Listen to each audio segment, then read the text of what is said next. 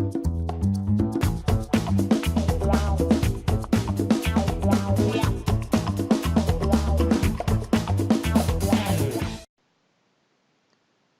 my name is Jan Mattes. I'm Chief Product Manager for SAP Business ByDesign Data Privacy, and I'm now going to give you an overview about the new capabilities in our 1911 release. So, first of all, what has changed from a high-level perspective? It's basically that we have been enhancing our capabilities to manage retention periods and also the residence periods. The data disclosure has been enhanced significantly by providing more detailed reports which you can use to disclose all information to natural persons. And with the analysis run we provide, you can really have a powerful view into your whole system, all the documents which are available in your system and all the processes which might require those documents can be analyzed with that very powerful data analysis run. It really provides you a lifecycle management which is suited for data privacy control and for identification what is needed and what is not needed anymore. But it will also serve the need, let's say, for your machine learning training data. So it will rate documents based on the relevance, and it will tell you what data you can be used for advanced scenarios like machine learning or not. So in a nutshell, let me introduce to you what the so-called Information Lifecycle Management Work Center will provide. It basically replaces the old Data Privacy and Protection Work Center, which should not be used anymore with 1911. It provides you an overview about all lifecycle items you find in the system, and it provides you insight in terms of analytics, what data you have, what data do you have ready for deletion, and what data do you have deleted already. It might be due to a person's request, or it might be due to housekeeping reasons. Let me show this to you in the system. So I'm logged on here currently as an administrator, and as you can see here, I see 4 KPIs embedded here. I see the total number of documents which I have in my system. It's 103,000. That's basically a rather low number, so this is really a very, very empty system.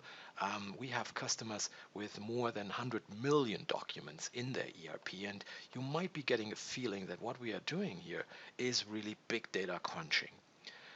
All those 103,000 documents are associated to 20,000 processes. 6,700 of those documents are ready for deletion, and 43 have been deleted already. Let's dig into that KPI to learn a bit more what happened here. So you see again the total numbers, and what you see here is the 43 deleted documents.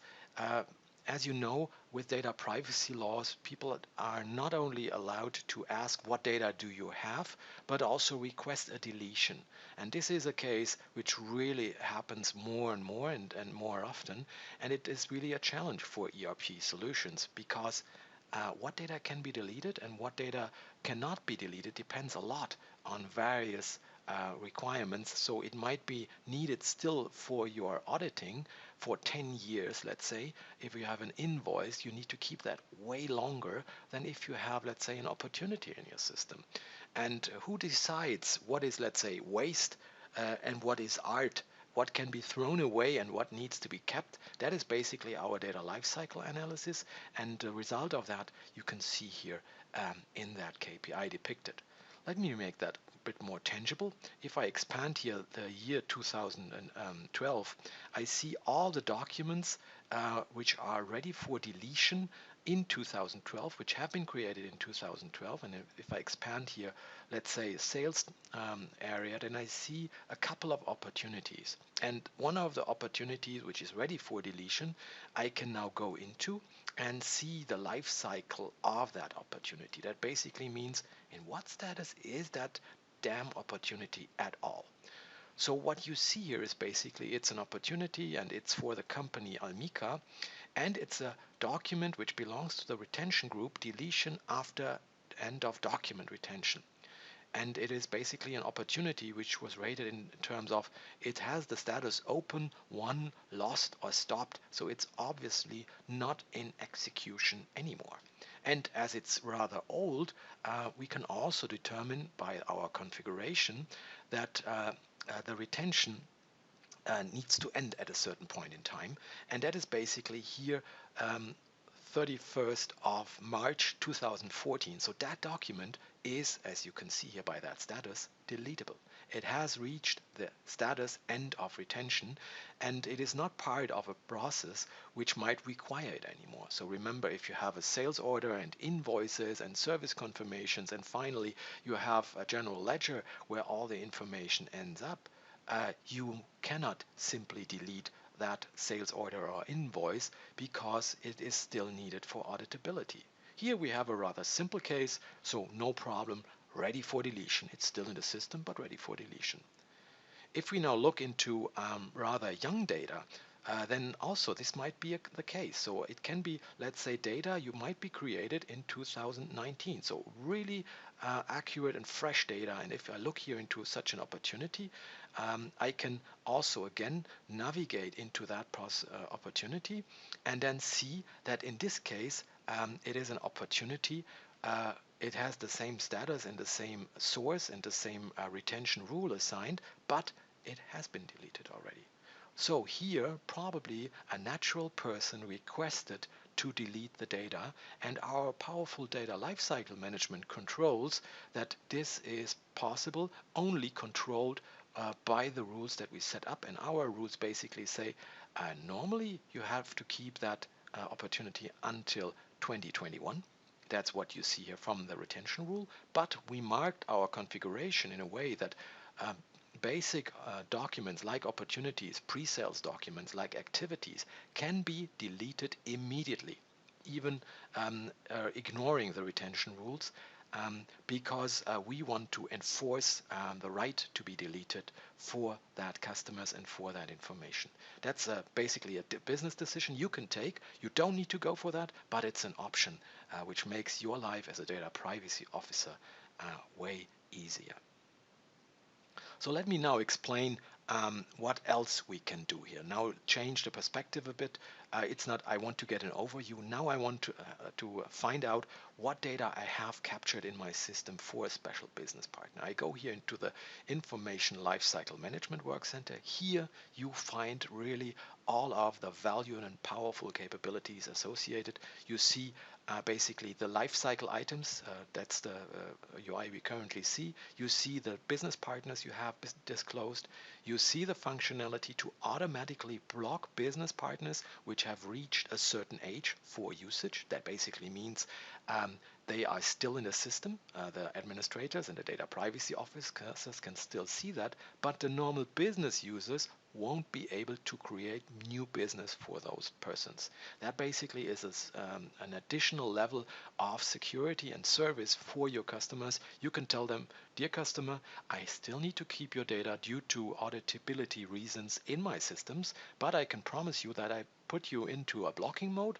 That basically means our business representatives, our sales and marketing guys, won't be seeing your data anymore. So we put them, let's say, in the fridge just for our auditability reasons. And for auditability reasons, data will be visible, but only for that reason and not for creation of new business or for, let's say, running marketing campaigns anymore. You see also the lifecycle analysis run, which is basically the heart of our solution. It basically is a scheduled run which analyzes and updates the status of all documents you have in the system. And you can imagine this is really heavyweight, because if you have a system with 100 million documents, it takes the time to analyze that. Then we have the deletion runs, so runs which really trigger the deletion. And we also have read access logging, its configuration, and also the log display. This is basically similar to what you have seen in our old data privacy work center. Also the blocking run was there already. The enhanced capabilities is really here in the business partners and in the lifecycle run functionalities. Let's now jump into the business partners. Then basically you will see a way how I can manage all the business partners. And what I have here is basically a list of all my disclosed business partners. That means basically those persons have requested to understand what data do you have in your system, what data do you have stored. So you see here This is basically a customer. It's Joe Strummer number 5. It's marked as private customer, and you see it's disclosed. It's not marked for usage block and also not marked for deletion block. And if I click here on view and delete disclosed data, then I get an overview, of course ensured with a read access log, what data I have captured for that natural person. So you see this is the master data of the person. You see all the deletable documents. You can also see all documents here. And then basically you get a real good overview on what data is available and stored for that person. And if you want to disclose that to the person, then we have provided nice reports which make it really tangible and easy to understand for the natural person what data has been stored. So let's open up that. Then you see basically for that business partner, we have 7 documents which are deletable on person's request. So example would be that opportunity we've been talking of, or documents which are not deletable. So let's expand a bit what kind of documents are immediately deletable. You see, these are the very obvious cases. It can be also, of course, a sales order which is never released and never made it to execution. That could also be appearing here. And in the not deletable area, you would be seeing basically data which is still needed. So let's say an invoice which has been created and is still needed for 10 years, you cannot delete it, and you can disclose that to the customer and make it transparent and even navigate here to the various business documents and open that. So if I would open here, I can see the document, I can see also the process, and even go into the analysis. And what makes it very convenient for the data privacy officer, he can define what kind of detailed disclosure he wants to give to the natural person, and then download that in an XML format, which can be opened in Excel. He can also print that, let's say, into a PDF and send it to the natural person. So that's, on the one hand, very easy to use. On the other hand, it's extremely powerful, because you can imagine if you have a customer for, I don't know, 15 or 20 years, what amount of data is stored in the system and how hard it is to differentiate what is waste, what is not needed anymore, and what is needed. Even more detailed, you can also provide here for each of the business entities a report. So now that was the high-level overview report I've been showing to you. But if I go, let's say, here into the opportunity report, then I can really, again, open just a report just for the opportunities I have here in the system. And you see, for Joe Strummer number 5, I have here only one opportunity called GDPR Smart City Data Privacy, whatever that means. And you can then also, again, export that and make it available for that natural person. And similar, and as it might be a bit cumbersome to click all the reports step by step and to export that for your requesting person, we also provided here a download button, which basically puts all the results of all the reports into a zip file, which can then be forwarded to the customer. And that might be, of course, a lengthy list if you have a long-lasting customer relationship. Let me now shed light a bit regarding the configuration options that we have here. So you see, this is the business configuration for the retention periods. You find here 4 pre-configured configuration groups that we deliver, and the groups 3 and 4 basically describe very easy and usually easy to use and early to use data. So early life cycle data, like let's say a sales order or a shopping cart which is in preparation, that should basically have a rule which can mean either it can be deleted immediately as soon a person requests, or you basically have a rule assigned which says, well, after 6 months I do not want to change a shopping cart which never was released. I do not want to change that anymore, so that's basically the 6 months period. And at latest, after 1 year, I can really delete a shopping cart which was never released because it cannot evolve anymore. So this group number 3 is something like a proposal to you as a customer. You need to wisely look into that list of all the rules that have been assigned. You see it's lots of them, and then decide, is that really good enough for you? How long shall you keep that? That probably is a discussion between your data privacy officer and your business leaders.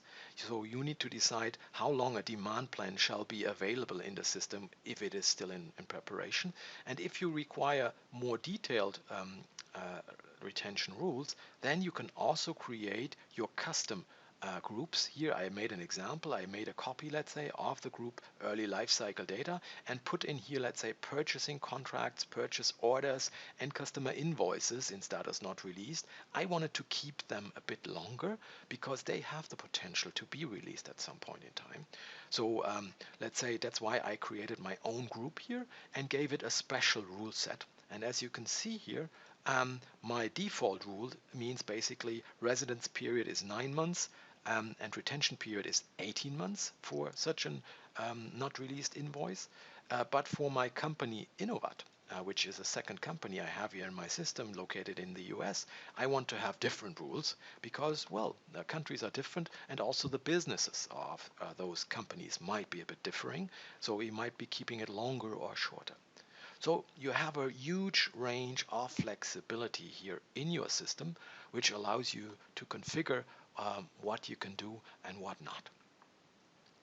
Let me now go back into the PowerPoint to give you a final view on what else we can do here. So I explained already how you can delete and disclose data for business partners. That's what I've shown you in the UI already. It is also possible to configure your own retention groups. That's what you also see now in my demo. And finally, you can also make exceptions for your configuration. So in the case you would have, let's say, a project which should stay longer in the system, then you can really for that project make an exception and overrule the retention settings. That is what you can maintain here in addition. And then finally, well, have an exception to the rule. So that was basically it. I know this is extremely a lot and really lots of things to be learned, but it's also very, very powerful and at the end of the day, very convenient for your data privacy officers and ensures a high level of compliancy and a huge flexibility for exceptions, and at the same time provides you with a holistic view on all your data in your ERP, and I think this is uncompared in the world. I hope you like what you've seen and you stay tuned for more videos in the future.